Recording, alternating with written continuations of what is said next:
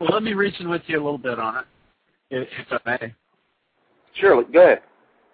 The Jews were in great demand by the courts of various, because of their abilities with money. Okay, they had the ability to manage things, and they were hired by monarchs all around. And the Jews settled in Alexandria and Egypt, for instance. They were in demand, and this Ethiopian eunuch, I believe, was Jewish, in the employ of the Queen of Sheba in her court to manage her affairs of the financial affairs of her kingdom. Okay, is there anything historically that can prove your point? No, there isn't. I'll have to admit there isn't. But Negroes can't apply for baptism. There's no prohibition against Negroes being baptized.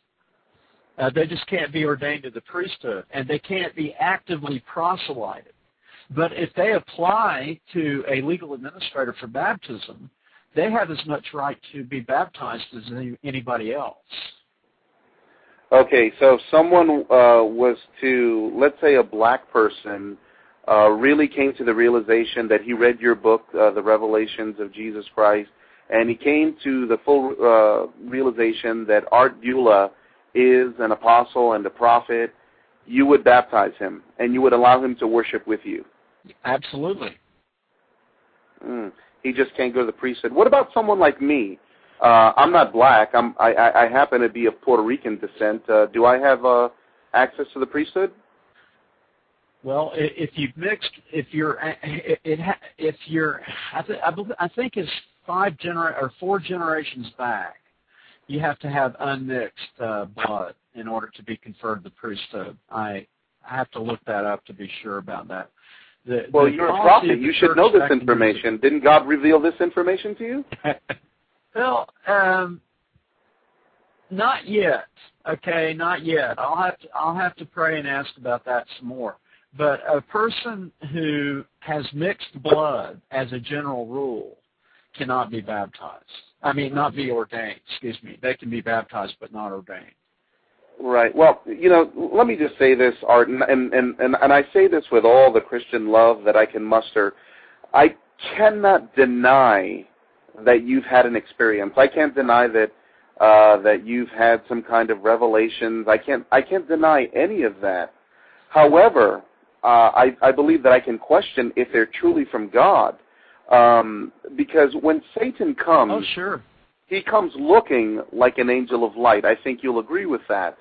So when Satan comes, yeah, right, when Satan comes, he doesn't come looking like Satan. He comes looking like something very, very holy. So I want to know is, how do you realize that what you're hearing is actually from God? I mean, I was raised in a church where people were having dreams and revelations all the time. But I've come to a point in my Christian walk where I believe that all we need is just the Holy Bible. That's all we need are just those 66 books. And if I want to know something about truth, I'll go into them. But my question to you is, how do you know that it's God speaking? Okay, how do I know? Yeah. Well, that was the first thing I wanted to know after I started getting revelations. I wanted to know from God, how can I tell that this is from God or the devil? That's what I wanted to know, because, of course, my salvation depends upon the revelations being true, and my salvation is primary importance to me. I mean, what good am I if I save everybody else and lose my own soul? Because I'm deluded. So that was the first question I had, and the Lord revealed it to me how you can tell. It's by their fruits you shall know them. You've heard that phrase, I'm sure, many times. Mm-hmm. But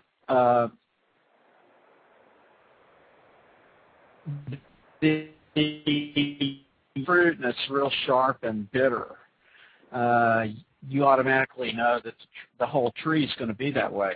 Well, if a man's preaching doesn't give hope or faith in God, anything that doesn't produce belief in God or strengthen faith in God to persuade people to believe that he is God is not of God. I think you would agree with that.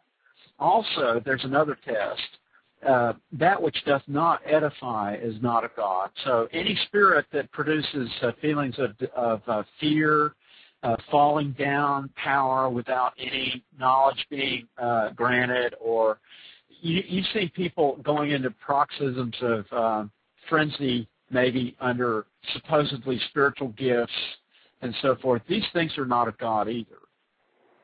Okay. Well, the thing is that when from my study of the Bible, the Bible has two kinds of fruits. There's the fruit of your life, your good works, and then there's the fruit of your teaching.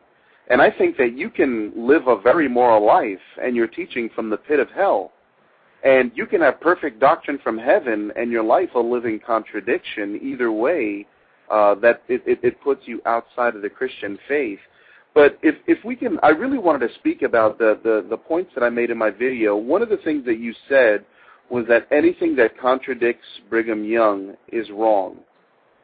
So what I want to know is that Brigham Young taught that the moon and the sun were inhabited, but we've been to the moon and there is no life there. What would you say to that? Well, this question came up as well on this website. I believe that the moon is inhabited by spirit beings. We can't necessarily, people who range, they can range to other planets if they want to. And the spirit existence after death, the righteous can travel many places. And I believe that the moon is inhabited by some of these at times. Not all the time, but not physically, of course, like you and I here on Earth, but spiritual beings visit the moon and other planets and so forth. That's what I believe.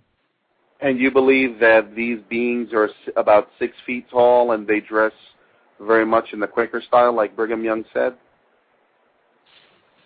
Well, now, I don't agree with everything Brigham Young said, okay? Now,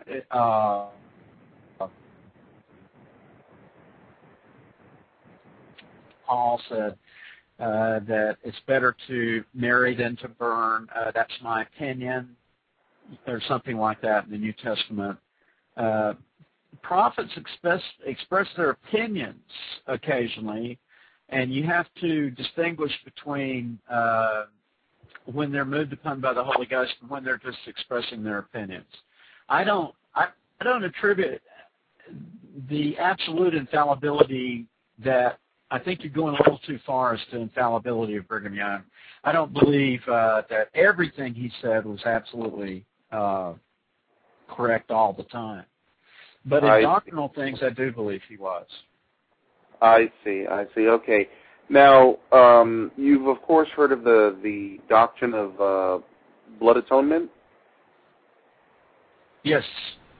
Okay. Could you just briefly explain to me what the doctrine of blood atonement teaches? Well, Jesus had his blood shed to atone for the sins of mankind, did he not? That's blood atonement. Now, there are some sins that are outside of the atonement that Jesus wrought. One of these is murder, shedding of innocent blood. Jesus did not, his atonement did not, it's outside of the boundary of that atonement. Therefore, it requires the shedding of the blood of the murderer to expiate that sin to a degree. Okay, that's the doctrine of blood atonement.